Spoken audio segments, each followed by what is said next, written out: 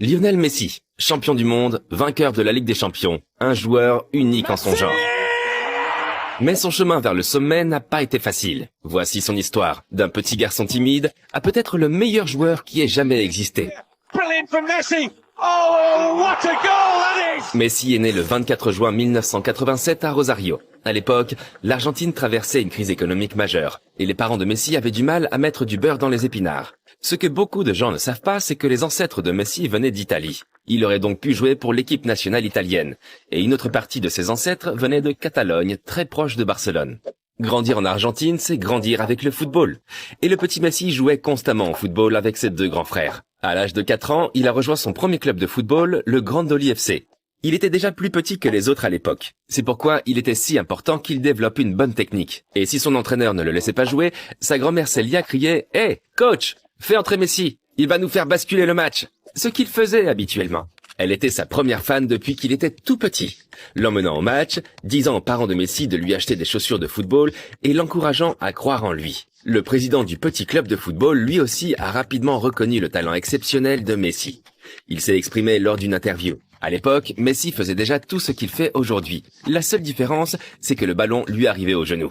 En 1994, il franchit une nouvelle étape dans sa carrière. À l'âge de 6 ans, il rejoint l'équipe de jeunes des Newell's Old Boys, le club où Maradona avait séduit les supporters 2 ans plus tôt. Pour son premier match, l'équipe s'est imposée 6-0 et Messi a marqué 4 buts.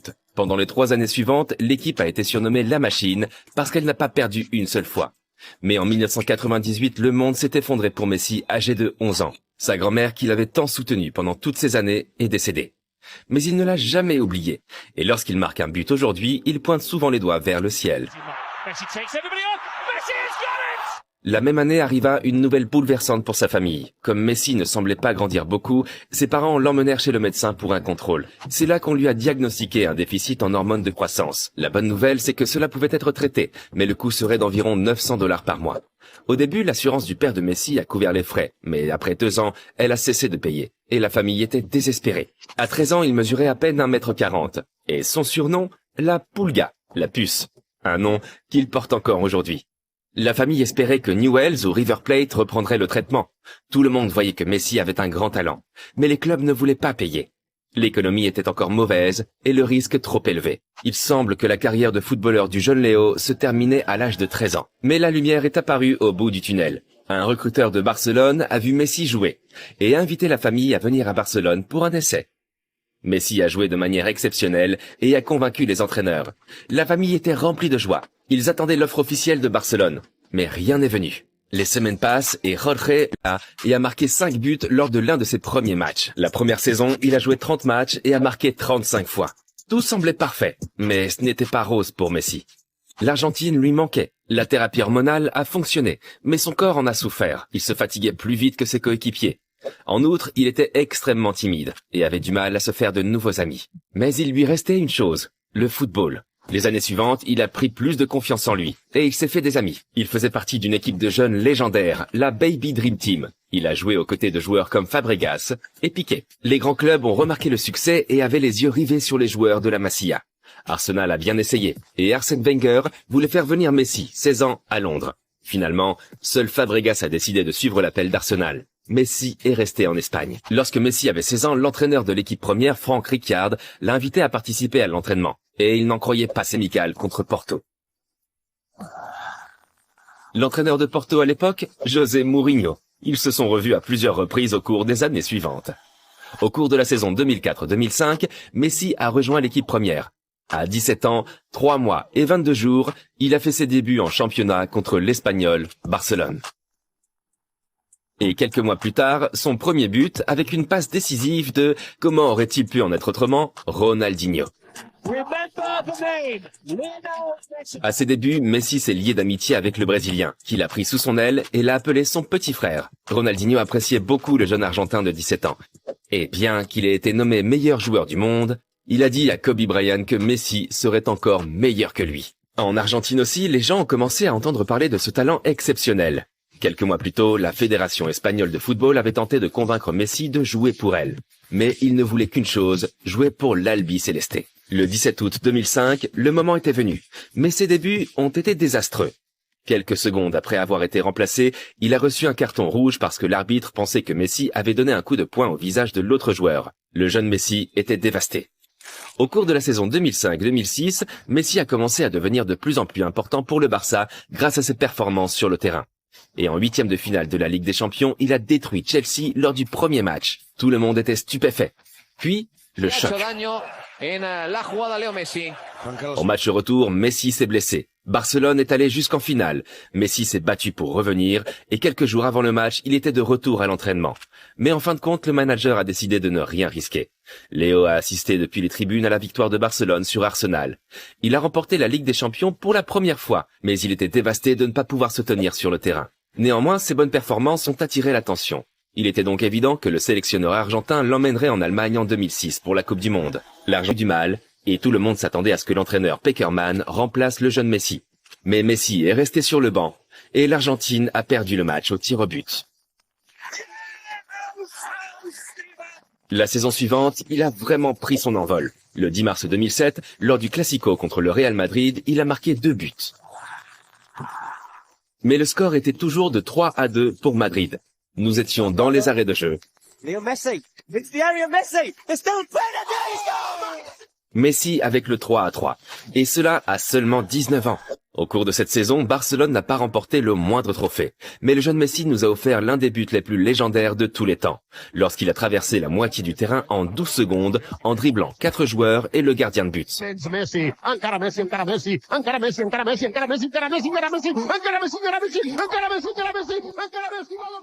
Difficile de ne pas penser au but légendaire de Maradona.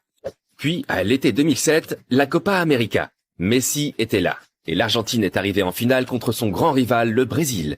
Tout le monde s'attendait à ce que l'Argentine gagne. Je veux dire, le Brésil a joué sans ses superstars comme Ronaldinho et Kaká. Et pourtant, ils ont perdu. La saison 2007-2008 a été une saison où Messi a eu quelques blessures mineures, également dues à son mauvais régime alimentaire. Il mangeait des fast-foods et buvait du Coca-Cola. Néanmoins, lorsqu'il jouait et qu'il était en forme, il enchantait toujours le monde du football. Pour la première fois, son nom était également évoqué pour le Ballon d'Or, la récompense du meilleur footballeur de l'année. Mais il n'a fini que 3e, derrière Kaká et Ronaldo. Dans cette saison, nous avons également assisté au premier duel de ces deux-là. En avril 2008, le Barça a joué contre Manchester United en demi-finale, et Messi contre Ronaldo. Un duel qui allait façonner la prochaine décennie de football. Messi a perdu ce match et Ronaldo a remporté la Ligue des Champions cette saison-là. Cependant, lors de la saison suivante, quelqu'un s'est présenté et a changé la vie de Messi pour toujours. Pep Guardiola. Le nouveau manager licencie des stars comme Ronaldinho et Deco et donne à Messi l'emblématique numéro 10. Mais tout n'a pas été facile au début. Messi voulait jouer avec l'Argentine aux Jeux Olympiques 2008, mais Barcelone ne voulait pas le laisser partir au début. C'était le début de la saison, après tout. Guardiola, qui lui-même a remporté une médaille d'or en 1992, a décidé de défendre Messi pour qu'il puisse partir. Et Messi a remporté le tournoi olympique avec l'Argentine.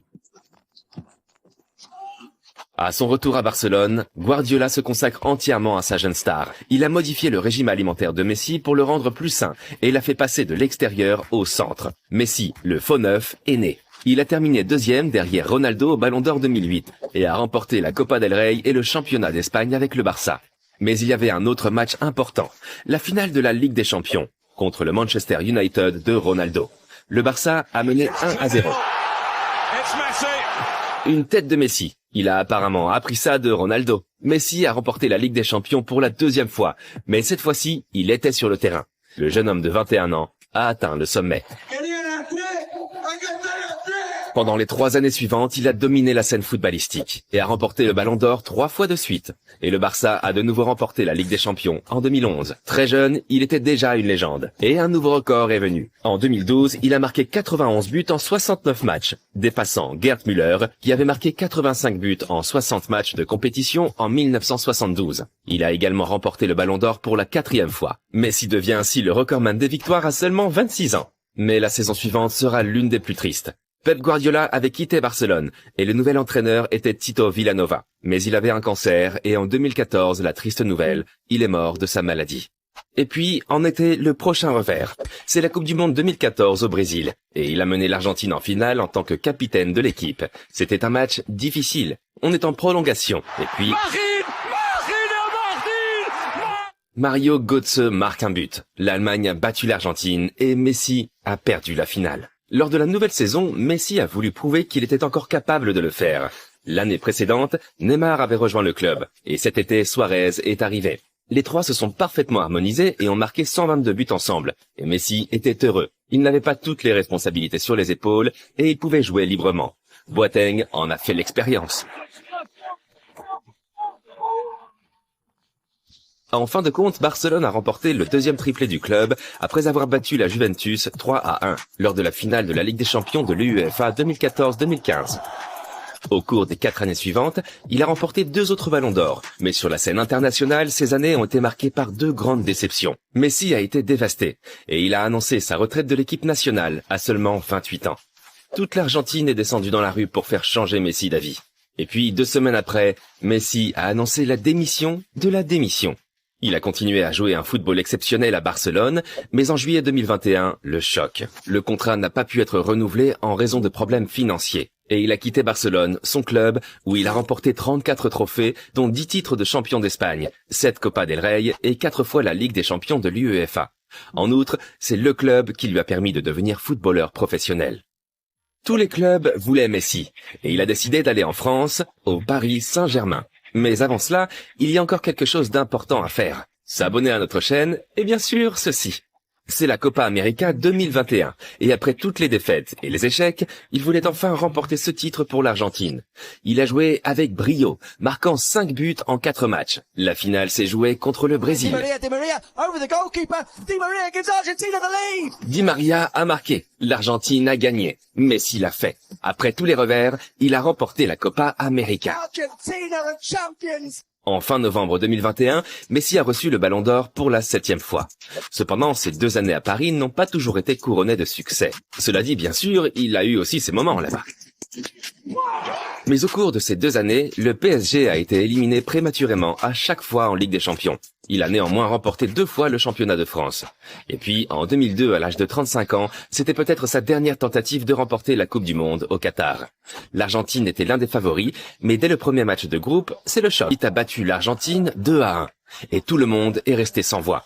L'Argentine devait gagner le match suivant contre le Mexique, mais ils ont lutté. Et puis, à la 64e minute, Messi marque le 1-0. Et au final, ils ont gagné 2-0. Le dernier match était contre la Pologne. Le vainqueur accède au tour suivant. Et puis, session de penalty pour l'Argentine.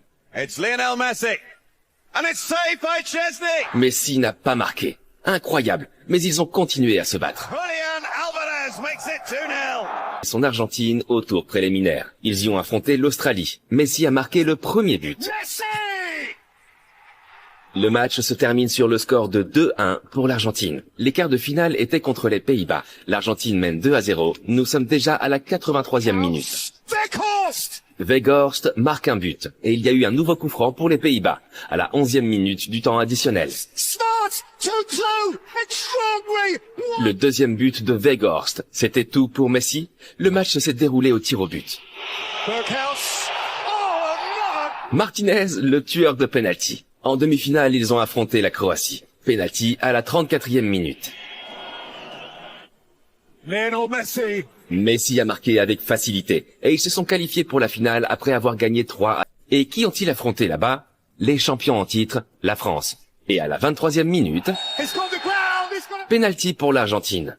Messi s'est montré à la hauteur. C'était l'exemple à suivre. Et quelques minutes plus tard, Di Maria avec le 2-0. Ils étaient si près du but. Et puis, à la minute 80, faute et penalty pour la France. Mbappé prend le ballon.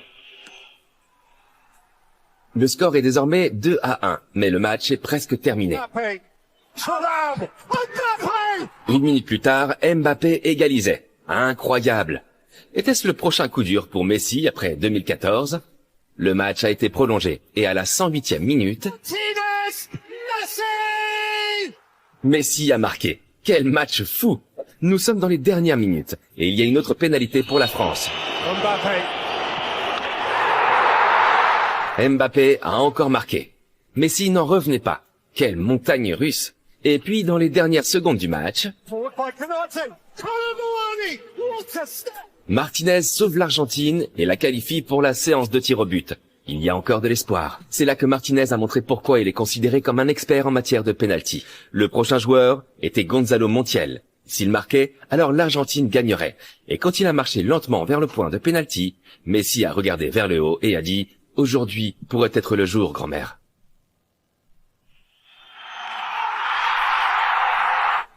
Messi a remporté la Coupe du Monde. Argentina, champions of the world! À l'été 2023, son séjour au PSG est terminé. Mais Messi veut poursuivre son aventure footballistique et il décide de rejoindre l'Inter Miami, le club de David Beckham en MLS. L'Amérique est désormais dans la fièvre de Messi. Et puis, le 4 juillet, il a fait ses débuts contre Cruz Azul à la 55e minute. Nous sommes à la 90e minute et le score est de 1 partout. Mais il reste un dernier coup franc. Messi! Il y a eu quelques joueurs exceptionnels dans le monde du football, mais Messi est l'un des plus grands. Au cours de sa carrière, il a marqué plus de 800 buts. Il a gagné tout ce qu'il y avait à gagner et il nous a montré qu'il ne faut jamais cesser de rêver. Qu'en pensez-vous? Est-il le meilleur joueur de football de tous les temps? Remember the name, Lionel Messi.